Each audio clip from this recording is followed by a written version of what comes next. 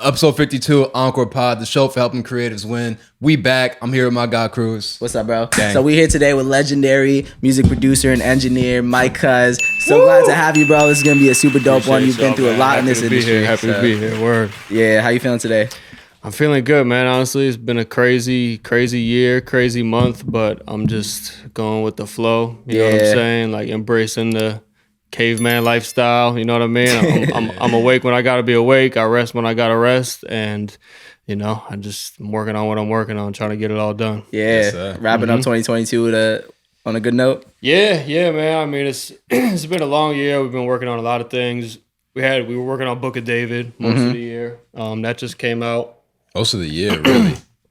Yeah. I mean, we started locking in on that probably like January, February. The new Dave East album for y'all. New Dave East album, Book of David, DJ Drama, produced by me and my guys, Buddha and Grands. We've been locked in on that all year. We caught honestly, at the beginning of the year, we was just bringing beats to East in the studio, like we regularly would, but we had just hit such momentum. I think like 6 or 7 joints off that album we did probably in like 2 weeks. Oh, wow. And then the rest of it was like, then it got to a point where it was like, oh shit, well, I mean, it got to be an album at this point. Yeah. And then it was just doing the trial and error to figure out, all the other stuff, like testing out joints that was trying to cover the space that we didn't feel like we had covered yet. 17 joints. How many songs? I don't even know when that happened. If it was like 12 and then it was 17 Really? out of nowhere. Yeah. How many songs got cut? I mean, if you talk about I guess not everything was recorded with the intention of going on the album, but Yeah, that makes sense. it was definitely probably like 20 plus more songs that got I thought you were cut. going to say like 40, 50. I mean, Sheesh. definitely in the span of the year, probably hundreds of songs got cut. You know what I'm saying? Because East is a machine in the studio. But in terms of like what was really in consideration for what we were doing, like that was produced by us and like fit all the criteria. Yeah, probably we had to narrow it down from something like that. So How many songs are you a part of on that album? all of them. All of them? So your dynamic with the other guys, is that are you mostly an engineer, or do you produce on most of them as well? Like, what's your contribution to this? I didn't do any engineering on this one. My guy, Mixed by Ant, did all the mixes. So I mean, we're just a collective, really. You know what I mean? We have our room downtown at Engine Room. So it'll be beats that start with me, and then like me and Buddha build them up, or maybe something that starts with Buddha, and then we build it up, or Grands will send me a sample, or you know what I mean? And then it just kind of goes that way. Like it'll be joints that we started and finished all in the room together, and it'll be joints that like, one of us started and we were like, yo, I think this could be good. Like let's get it to the finish line. Yeah, you said something interesting in another interview. You said that you guys a lot of times are just in the studio, y'all chilling. One of you will go up and I forgot what you called it, but like one of you go up, put down a pattern, and then you'll sit down, and then the next guy just go up. And it's like super laid back. You guys just have like a good dynamic like that. Roulette almost. And then we love airdrop. You know what I'm saying? Like depending on like, any one of us could have the beat in our DAW. Buddha and Grant's work in Ableton, I work in Reason. So any one of us could be kind of like running the beat. So the other guys will just all set our metronomes, and then we just airdrop stems to whoever's computer is like hosting the beat. You know what I mean? And then they add them in, and then we just chop them up and get creative. And then a lot of it just be conversational too. You know what I'm saying? Like, how should we change the structure up here? You know what I'm saying? Like, what should we do with this instrument? Should we pan this? Like, just real collective type stuff. You know what I mean? Stuff that's just easy when everybody's in the room. You know what I mean? Like, I know a lot of, especially when it comes to producer sessions, right? I see 1 or 2 things happen when it's just a bunch of producers in one room. One, nothing gets done. Yeah.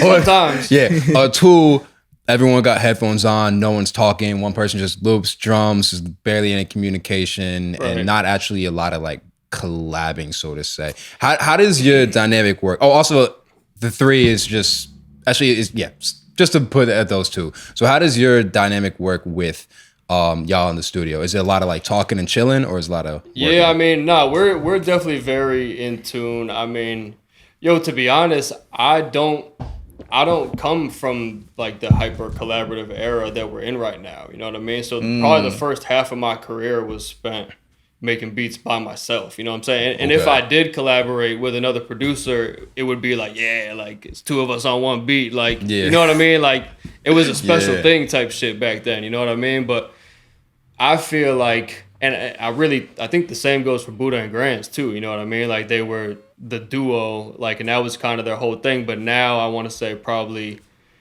post 2014, 2015, we've entered like this hyper collab era in the production space right now. You know what I mean? So I feel like even we had to learn like, how, and that just came from us being together. You know what I mean? It's definitely very communicative. We work on the speakers, like we're not isolated in headphones and stuff like that.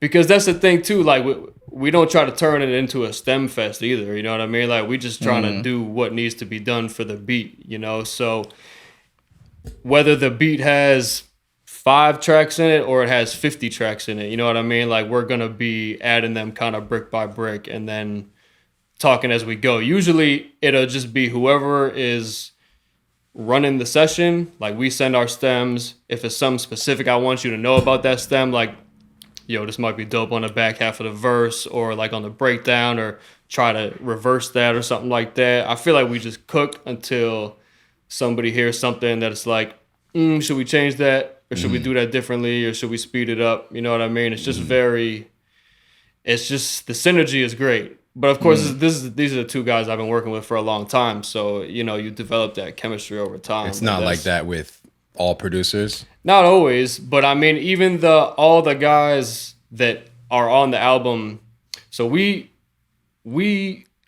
put together the whole album. You know what I'm saying? Like in terms of making the beats, doing the track list, kind of structuring out the concept with Dave and putting it all in order. But we had elements that came from other guys too. You know what I'm saying? Like somebody would send us a sample, or maybe guitar, or maybe even one of our guys, like Ron Donison. Y'all had Ron Don on the show. Maybe one of our guys was in the studio with us and we was cooking, and then we ended up cooking something that made the album. You know what I mean? So it's a lot of scenarios like that too.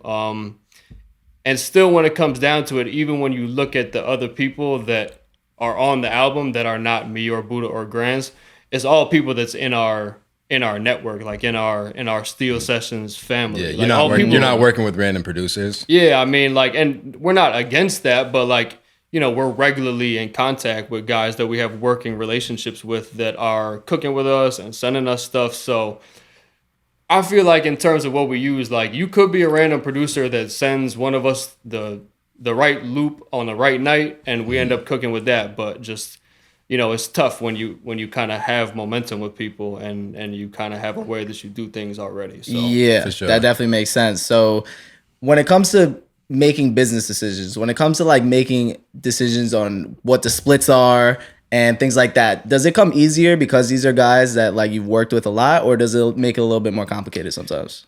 I think it's easier because we just speak with each other anyway. You know what I mean? And honestly, you already know, bro, because you're familiar with the splits. It turns into just a subtraction game anyway. Yeah. Because like you'll have maybe the sample that you got to account for, and then like maybe we'll start with like allocating space for the sample and us to begin with, but then we have to see like, oh, this person's on this person's on this person's on this, and then it just becomes a game of where we gonna subtract from to make sure that these people are getting what they deserve for working on the records too. You know what I mean? So, yeah, for sure. But it definitely helps to be doing it with my brothers. You know what I'm saying? Because it's never something we can't talk about. You know what I mean? Is there a way like we don't really, sorry to cut you off, but like we are always splitting it evenly. Like if it's something that we made together, like it's very like Lennon and McCartney, you know what I mean? Like it's not like, oh, well, you technically did more stems, so like you get a few more points. Like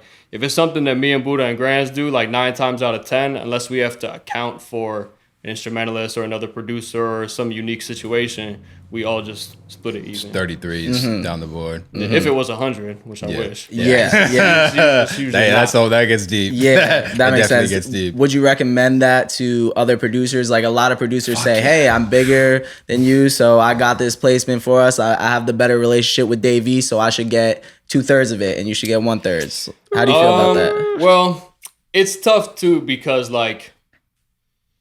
And that's a good question, you know, because these are conversations that we have to have sometimes, you know what I mean? Like when you're going through the motions with this, but you know, when it comes down to it, I'll use Book of David as an example, but this could really like go for anything. Like, so we did get sounds from a lot of people that were very integral, like instrumental to the album, to what we wanted it to be. You know what I'm saying? But there's only a few people that spent their money to go to every session and to bring these beats to East and to make sure that he put a second verse on the shit that only had one verse on and kept him interested in the music and put the project together. You know what I'm saying? Like, and like slept in the studio and ate shitty food. And you know what I'm saying? Like, it was only a small handful of us that did that. So it's really not about the makeup of the song when you're talking about an album. You know what I mean? Like, and we're going to make sure, of course, that everybody is taken care of for contributing because we do good business and that's a big part of what we believe in that. You know what I mean? But still, it's a lot of shit that we had to eat in this situation, and that may be the case in another situation with a producer and an artist and an album. But you always got to account for that. You know what I mean? Because like, it's a much different situation to send us something that you made on your own time, maybe in the comfort of your home or your studio, and then we have to do all the work to make sure that becomes a record. Yeah. Facts. You know what I mean? So for sure. Yeah, I heard you just got to take that into account. 100%. I heard Southside say in an interview, if it's just a random loop, like, this would not exist without me. So I'm getting 90, you're getting 10. Yeah. Right. And I'm like, I was listening to it. The producer and me wanted to be like, but I'm like, yeah. Right. Yeah. And it's true. Like, and it's a different conversation now because like, and like, I never mean to minimize what anybody's doing, you know what I'm saying? Because this is a crazy hustle and, you know, I got love and admiration for anybody that want to try and go on this journey. But, you know, there's more producers than ever and it's easier than ever to produce. shout out Splice. Like, Yeah. So, yeah, you know, and that's another thing too, like, if the producer took the loop from Splice, then that's a loop that every other producer who uses Splice has access to. So it's kind of tough to be like, you don't really have a lot of leverage, you know what I'm saying? And to be honest, like a lot of them loops be like very dee-doo. So like anybody. What do you mean by that? Like just it's generic. Like Just like anyone very generic. Yeah. Like I feel like very like, yeah. and not all the time, but like it's something that anybody that I feel like with some musical sense, like 9 times out of 10 could probably just replay. Do you know chords by numbers? Like if I said like a 6/4 progression, would you know what that meant? Yeah, I mean, I have to do it Like in my head. Okay, you know what I'm saying? okay. All right, never mind. I'm not gonna get that deep. Yo, people that could sight read music, I've always. I can't sight read. I can amazing. play by ear. I can't read sheet music or no shit like that. Yeah, So, all that shit. Like, I mean, I get around on piano for sure. I probably would never call myself a pianist. Like, I got a little Rolodex of songs and intros and stuff that I know how to play pretty well. But like Kanye Runaway. I can't just. It's like a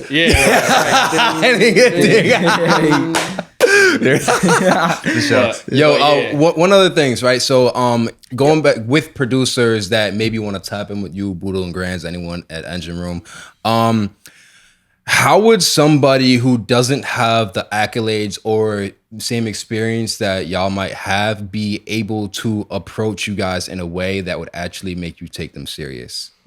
Yo, could you also pull the mic just a little closer to your face? Oh, yeah, my bad. Yeah, you can pull the whole. You can like you see how my shit's all. Yeah, like, you can literally pull the whole. Like this whole Oh thing. shit! Yeah. Okay, word. Better now? Yeah. Yeah, probably. All right, cool. Finally. No, probably. probably. That would have been funny.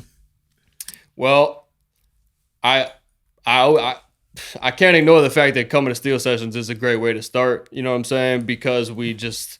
Shameless It's nothing plug. like seeing somebody face to face. Yeah, can you break down what Steel Sessions is? I love y'all vision for it. So Steel viewers should know Sessions about it. is a workshop that I do with Buddha and Grands. We've been doing it for 5 years now, and it is a workshop for all creators, really. It's musically focused. We mostly see producers, artists. We see engineers too, and it is designed to. Matt, let me just tell you what happens. Okay, so the way that it works is it's 3 different rooms. It's the studio with Grands, it's the control room with me, and it's the live room with Buddha. So if you get a slot to Steel Sessions, you come, you spend 30 minutes with Grands, just one-on-one. Then you go upstairs to the control room, you spend 30 minutes with me, one-on-one, and then you go to the live room and you spend 30 minutes one-on-one with Buddha. And there's no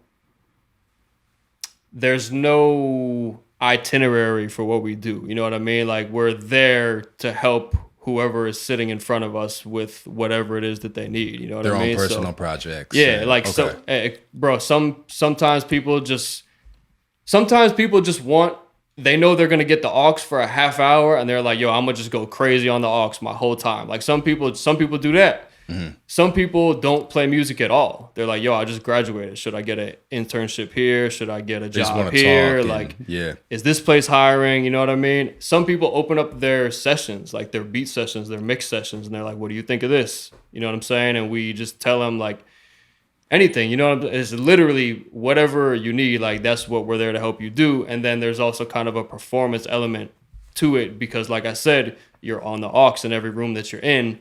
And the rooms are not closed while the sessions are going on. So there's these things called networking passes too, that you get to be in the building. Maybe you don't get the one-on-one sit down, but you just want to go see what it's about.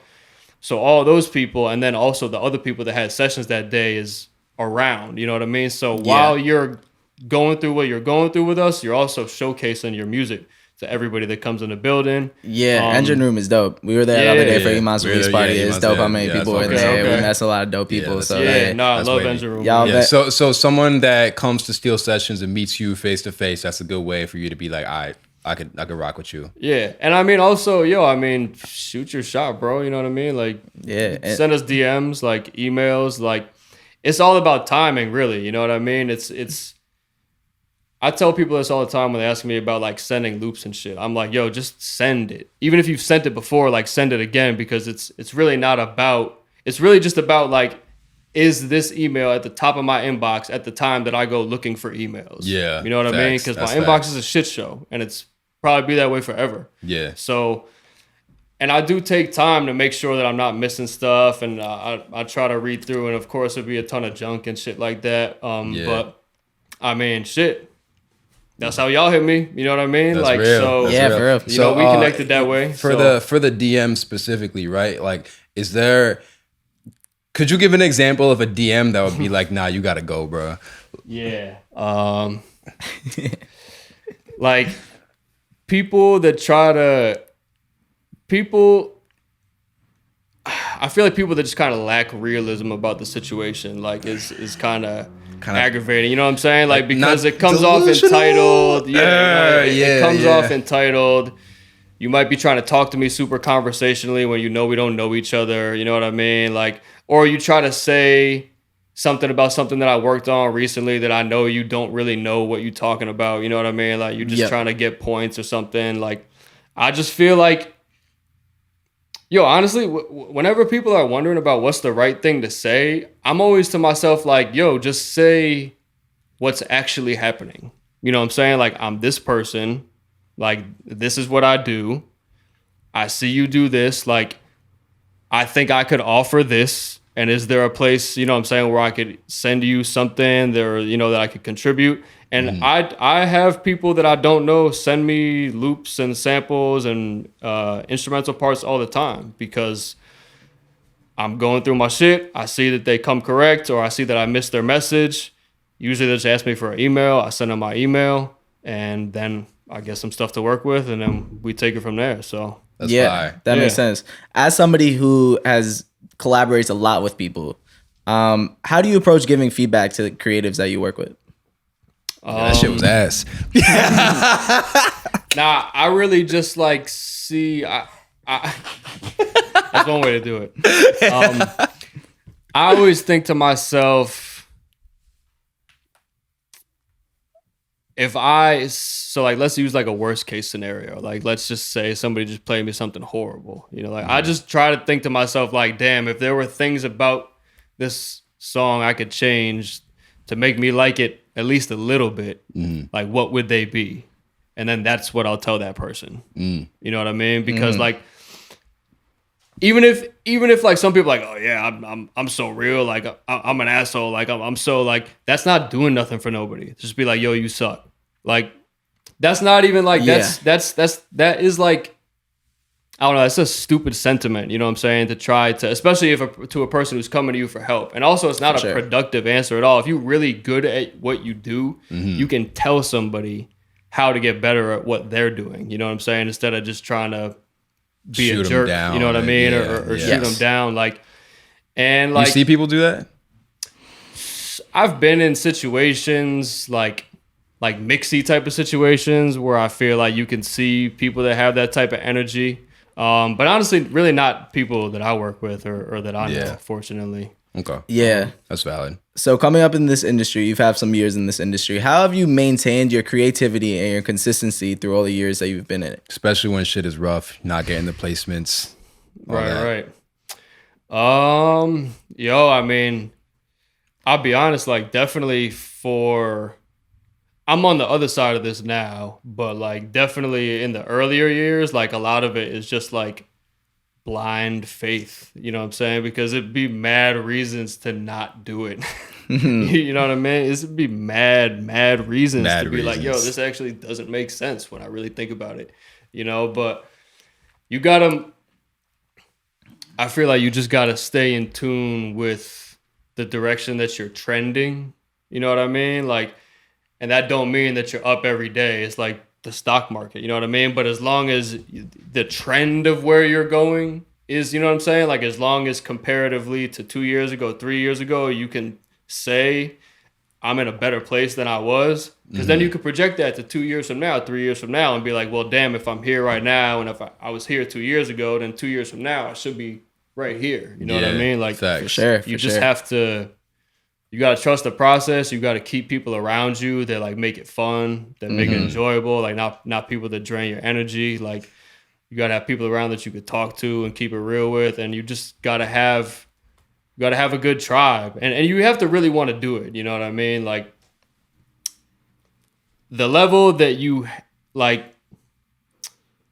have to have that sentiment of like, damn, this makes no sense, but like I still find myself doing it every day. You know what I mean? Because that is what it's gonna take. And if you're one of them people that's, you know, people reach milestones in their life where they're like, I'm this age now, like I've been doing it for this long, should I be doing this and that? But I would just say, think about it like this. Like even if I woke up tomorrow, it's not going to happen, but even if I woke up tomorrow and I decided to end my professional pursuit of music, I would still make beats. So like, what is the point of me saying whether or not I am or am not like doing this or not doing this, or I'm trying or I'm not trying, like, because I'm moving in the direction that makes sense for me with what I do, with how I like to spend my time. Yeah, for and sure. My energy, you know what I'm saying? That's so real, and I definitely agree that sometimes that logical thought, I got $6 in my bank account and I haven't got a placement in 9 months, like you do have to shut that out. Is there ever a point where you feel like a creative should listen to that voice? Not if it's gonna bother you. What do you mean? Like if you saying listen to that voice that says quit? Yeah. Yeah, not if it's going to like haunt your dreams, you know what I'm saying? Because that sounds miserable, you know? Like, it doesn't mean that you can't reframe your relationship with it. Like, you might say like, oh, I'm investing a lot of money into this, or like, this is taking a lot of time away from something that's important to me. So like, maybe you got to rethink and reframe how you're going to do it in a way that makes sense. But I think most people don't want to just like go cold turkey on shit that they love doing.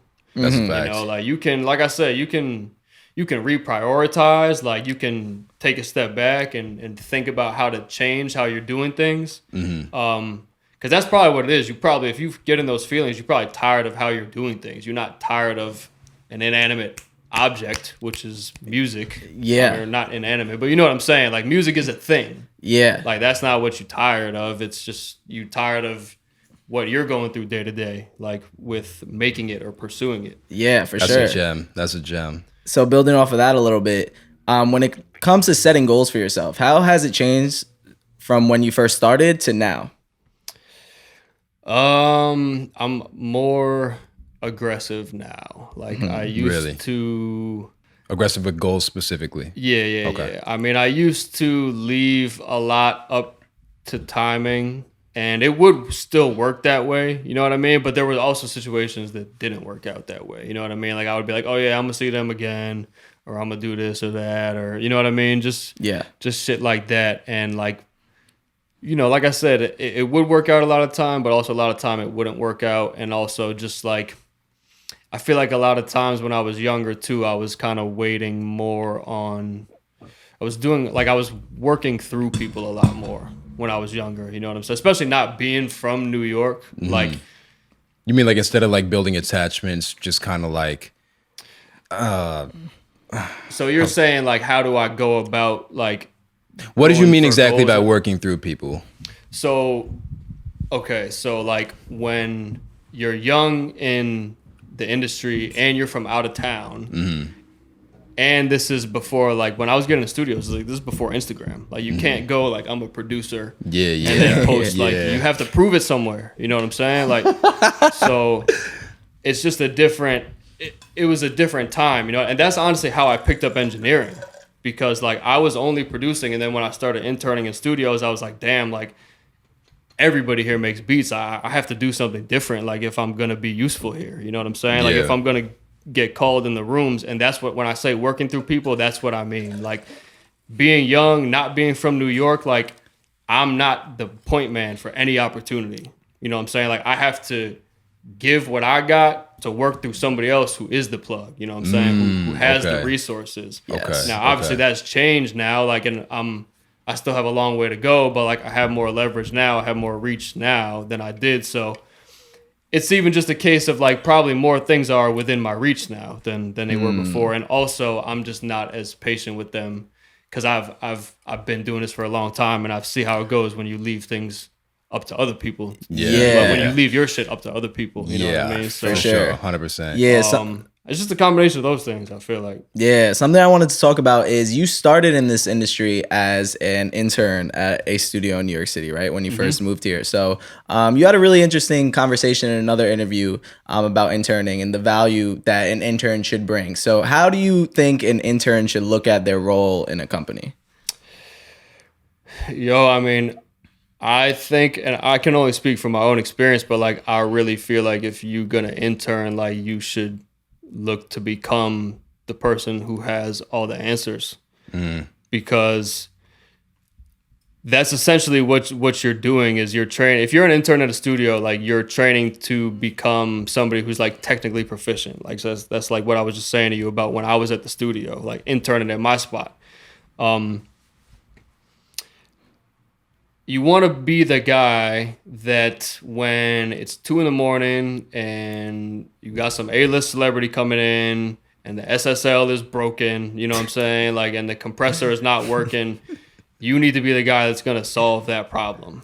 You know what I'm saying? Because once you become that person, guy or girl, you know what I'm saying? Once you become that person, like, then you're going to start getting called for the stuff that matters. And then once you start getting called for the stuff that matters, you become a familiar face, you know what I'm saying, to the valuable traffic that's coming in and out of the studio. And you never know how long, like, that impression that you leave will last with people. I still get calls from people now that I met when I was an intern at Stadium Red, you know what I'm saying? Like, that aren't even in tune with what I've been doing. They don't even know that I just produced this album or that I mixed this or that I have a workshop, but they like the way that I treated them when I was an assistant at Stadium, you know what I'm saying? Like, and they seen that I was about my shit, you know what I mean? And that I was on it and I was crossing my T's and dotting my I's. And, you know, that That was kind of a roundabout way to go about it, which was kind of tough for me because, like I said, I'm trying to build a reputation in an industry that I have no connections in, a city where I'm not from. You know what I mean? So it did kind of create this engineer persona that I had to like fight back against once I got to where I wanted to be. Yeah. But still worth it, you know what I'm saying? Because I wouldn't trade that skill set for nothing, and it made me a better producer. For sure. 5,000%. Can you talk about that leap you made from when you moved from a Hartford area to here? You didn't know anybody. You probably didn't. I'm assuming you didn't have a ton of money too. Like, no. How did you even make it through that? Well, I knew my aunt.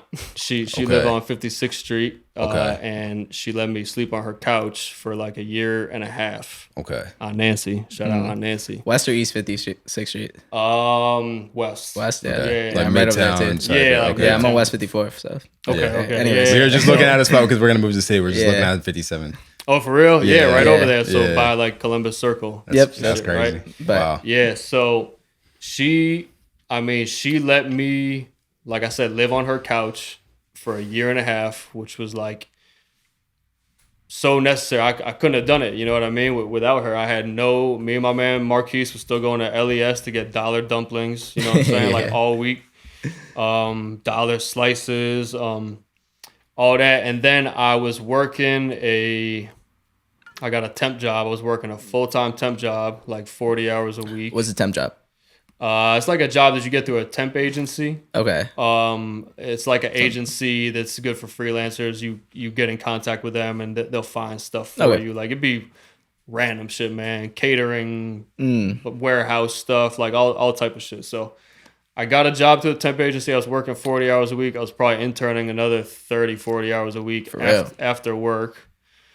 There was like, bro, that first 2 years in New York, like I like don't remember anything. Like, wow, when I really think about it, because I mean that was like a real like 8 to 4 job, and then I would go straight to the studio, work until probably like 2, 3, and then go back to my aunt's, and then get up and do it the next day. Yeah, That's the grind. So that was nasty. You ever miss those days?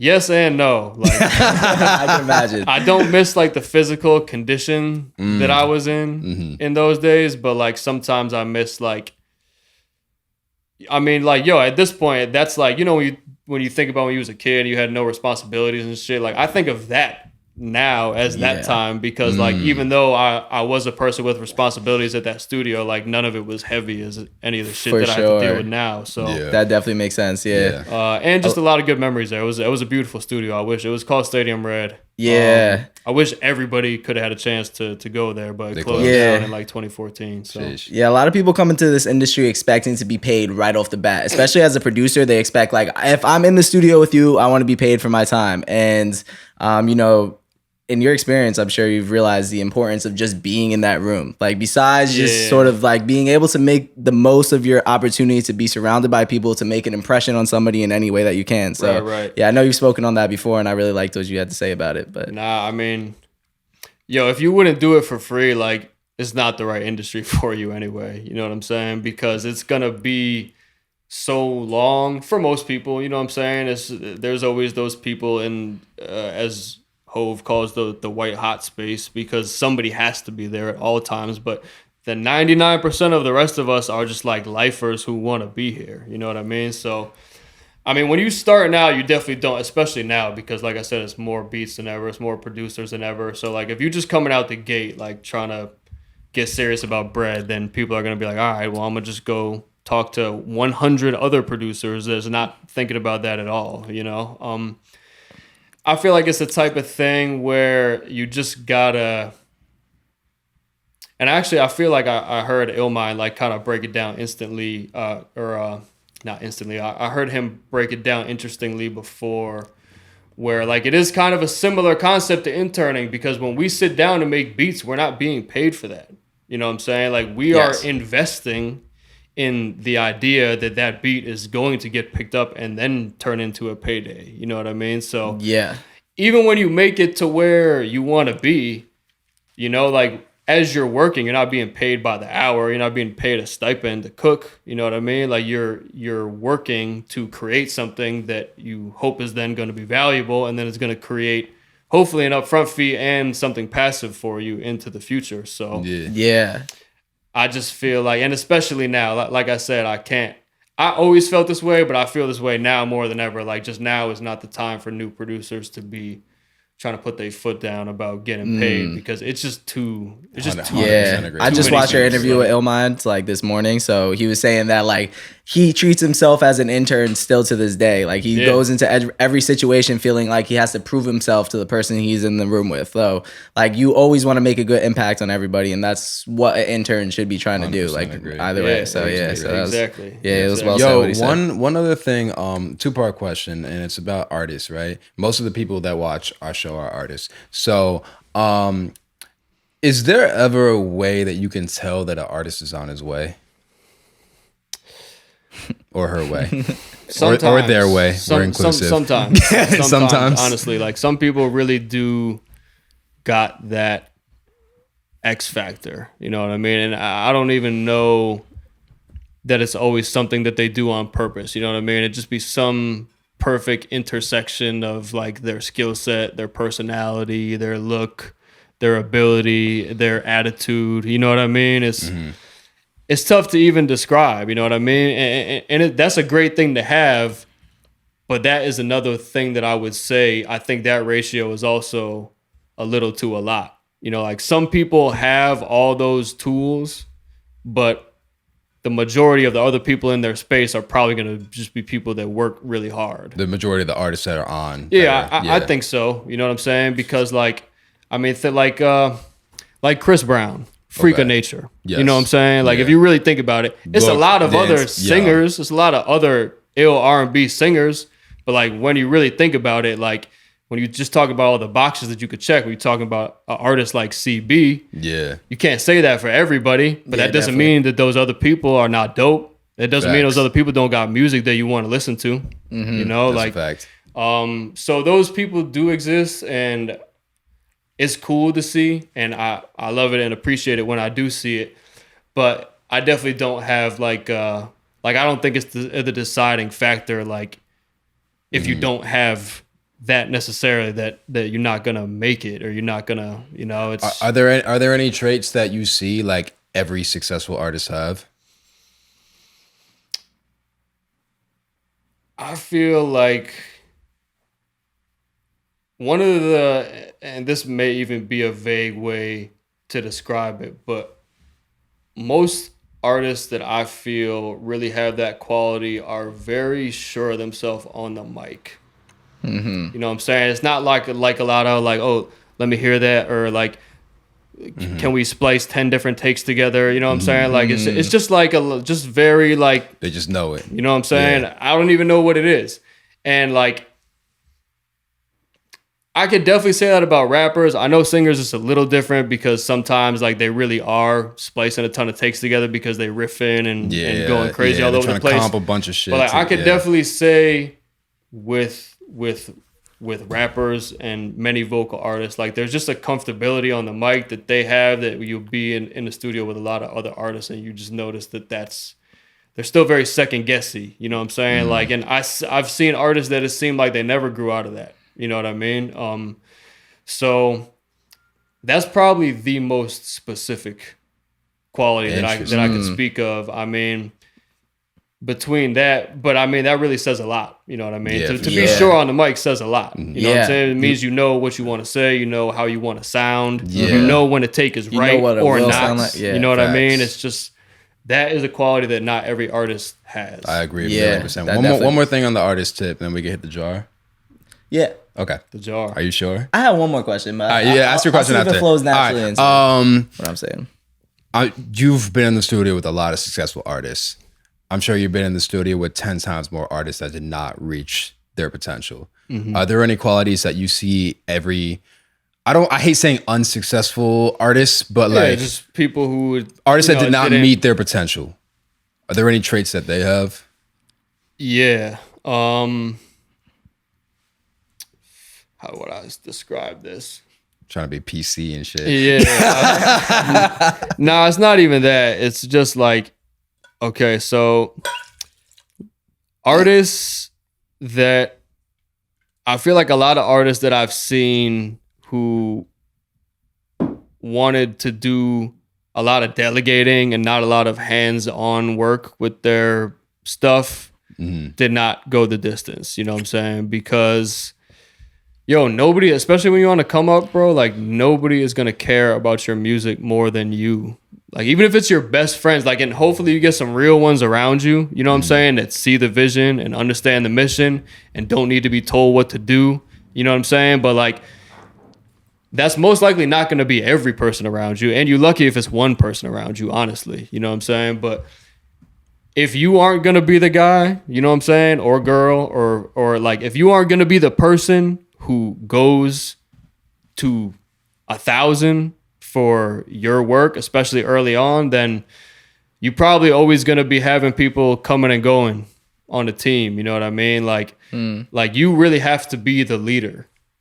You know, and that means even before everybody really knows what they're doing, like you got to be the leader. You know, like I don't know how we're gonna put this out, but we're gonna do it, and we're gonna do it by this time, and this is how we're gonna do it. You know what I mean? Like it's just tough. People get the impression like if you're not putting in labor hours into, like obviously if you're an artist, you're in the studio, but if you're not doing the other stuff, I feel like it's hard to convince other people to do that for you too, especially when I highly doubt you're going to be paying them. You know what I mean? And you don't have a lot to show for. Yeah, when you're asking people to come on board from faith, you have to set the example, you know, because like your friend, especially if they're not a musically inclined person, like if they just down to help, they have to follow your example because they don't know what to do. But like thinking like, oh yeah, I'm just ill and super talented, so everybody should be busting their ass every day to make me a star is crazy. Yes. So yeah, I feel like I've seen that here and there. You know what I mean? In my day. That definitely makes sense. I'm not surprised about that at all. I think I've seen that more here and there, more than just here and there. Yeah. It's crazy because it's tough to understand how people don't see it, but they don't apparently. Yeah, man. Are there any surprises that came with working with a lot of the bigger names that you've worked with? I mean, yeah, it's definitely been a lot of surprises.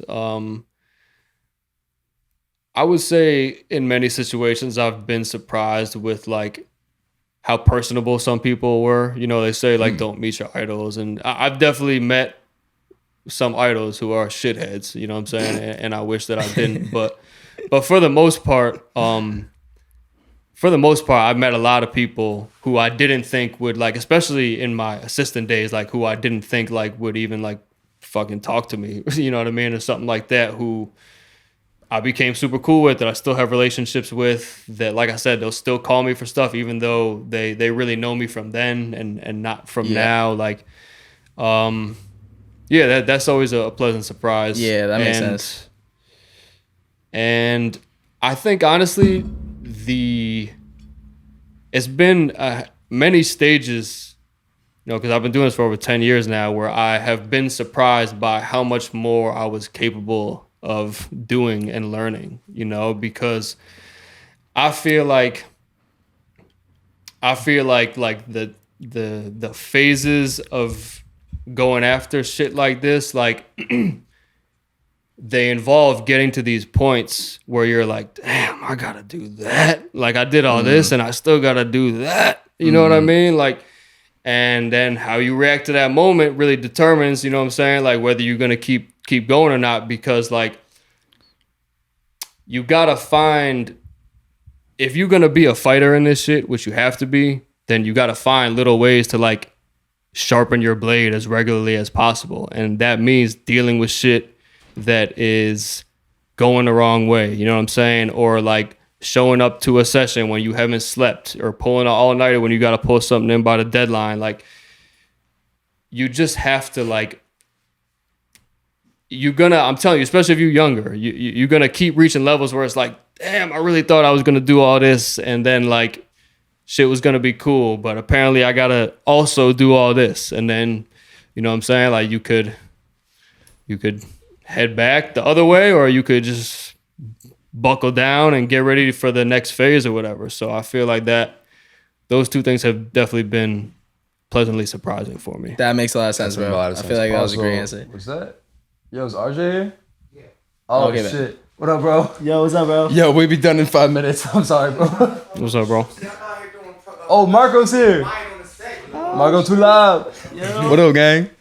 Oh shit! Yeah, we'll be 2 jar questions. Yeah, I bet. Oh yeah, I'm sorry about that. No, you good. I bet. So this is our jar of deep ass questions. So here we're about to ask 2 questions each. We just pull over in the jar. Just do one each. Yeah. I bet. We gonna pull one each. See what we got in here. So we got. That's a fact. Oh, you wanna go first? I'm gonna go first. Okay. If you were given a budget of $500,000 and you could only spend it on your career, what would you spend it on? You can't buy your mom a crib. You can't do nothing like that. Damn. Doesn't matter the number if you want to like say $100,000 just to make it simpler, because that's a lot of money. You know. Yeah. I would probably get together with my financial team to allocate specifically all this bread. But I mean, I think honestly, more than anything, I think it would go into like a studio, like a home base, like a bigger studio, or maybe I would build an additional engine room or something like that. Yeah. And I think it would be that and like a travel fund, because like the way that I really want to spend my time is just going from place to place, making good music with different artists from different places, you know, like, and that can be domestically, internationally.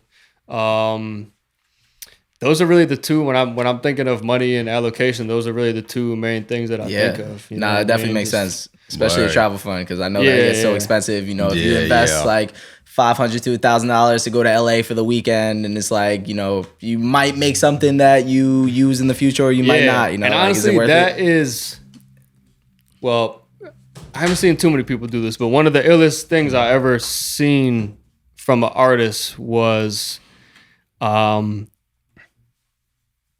he just keeping his whole world around him at all times. Like, we was over here, you know what I'm saying, with this equipment and that setup and this setup, and then we literally packed all that up and went somewhere different to do the exact same thing with all of the same shit, but just to be somewhere else and catch a new vibe. So like, that's the type of shit you gotta have bread to do. So like, I would probably take that for a spin, honestly, that model. See how that works. That's fire. Yeah. That's wavy. That was dope. Hell yeah. Okay. Last question of the night. All right. It's actually a 2-part question though. All right. What has been the best decision of your career, and what has been the worst decision of your career? Best decision of my career was to come to New York. Definitely. Get out of Connecticut, come here. Yeah, no offense to Connecticut. Full offense. It's just not. And love and respect to all my guys that's building the scene up out there. You know what I'm saying? Because there's definitely a lot of talent in Connecticut. But like, you know, back in 2010, when I'm thinking about what my next move is gonna be, it was like, I want to make music. I can't do it here, so I went to New York. That's definitely the best decision. Worst decision? I don't even know. I really don't have. I've probably made worse decisions than this, but I'm gonna say, okay. So when I was young and I worked on Born Sinner, I didn't take a flick with Cole. Yeah, and I should have took the flick. Yeah, I should have took the flick. Like I was trying to be a peer. You know what I'm saying? I was trying to be a professional. Yeah. You know, I had been working. I had been working with Mez, his engineer, for the time that they was there. And it was just a very cool, like, casual environment. So I was like, I don't want to be the guy asking for the flick. You know what I mean? For sure. He was one of them artists that, and I'm gonna definitely, we're gonna link again. You know what I'm saying? That down the line, I'm telling you. But that was one of the artists in my head that I was like, I'm gonna see him again. You know what I'm saying? Like, I believe that for myself. You know what I'm saying? Like, didn't see him again as soon as I thought I was going to. You know what I mean? Like, and I think a lot. I feel like that Cole moment was just the biggest example of that, because I had a lot of moments when I was coming up when I was like, oh, I'm gonna be professional. I'm not gonna be that guy. That I didn't take flicks with people. You know what I mean? And Cole is just, I remember those sessions so vividly. So I always remember that one. I'm like, damn, I should just took the flip. Yeah, for sure. Like the pre-board center Cole was like not even close to like what he is now. Like, right. Before that, he wasn't a GOAT. But he was to me. Yeah, at right time, at that point. Yeah, because like I was listening to Sideline Story. You know what I'm saying? And the Friday Night Lights. Yeah, you know what I'm saying? Like and the mixtapes already. So like he. Of course, yeah, you're right. He wasn't then what he was now, but he was still like, I was still like, it's J. Cole, man. Yeah, you know so definitely. I should have, but it's tough too, especially when you knew, you trying to find that balance, you know what I'm saying, between acting like you've been there before, but also like capturing those moments when they happen. And it's, it's not always clear what the right move is in the moment, but I definitely at the time that was the right move for me. So I had one more question I wanted to ask you, and this is like a perfectly natural transition into it. Are there any moments looking back on your career that you felt like you were more present for? And if so, like what was the general situation of those moments? I assume a moment like that, maybe like, you're in the studio with one of the GOATs. Yeah. So you're saying, are there moments in my career that I feel like I was more present for? You wish you were more present for. I wish I was more present for. Oh, yeah. I mean, like, those, just taking in your surroundings. Yeah. I mean, definitely those first 3 years, you know what I mean? Like I said, I barely remember them. Like I was on so little sleep. I was working full time. I was interning full time.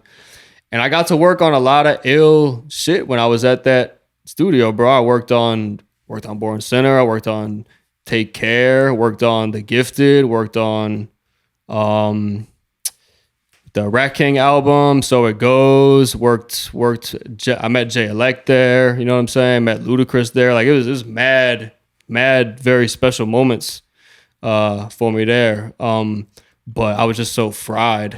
It's. I feel like probably around like maybe 2014, like I feel like I think of more clarity when I think back on that time. But I was doing what I had to do, you know what I mean? And honestly, I probably wouldn't have been in that space meeting all those people if I wasn't burning myself out the way that I was. So it was just an unfortunate byproduct of necessary circumstances. That's a fact. Definitely makes sense. But hopefully, you know what I'm saying, I like to keep the faith that many of the people that I worked with back then, when I was 22, like I have ran into again and we've linked up again. So I like to keep the faith that anybody that I met then, I'm gonna meet them again. I'm gonna just keep working like that's the plan. So yes, absolutely. That's all really. How you feeling?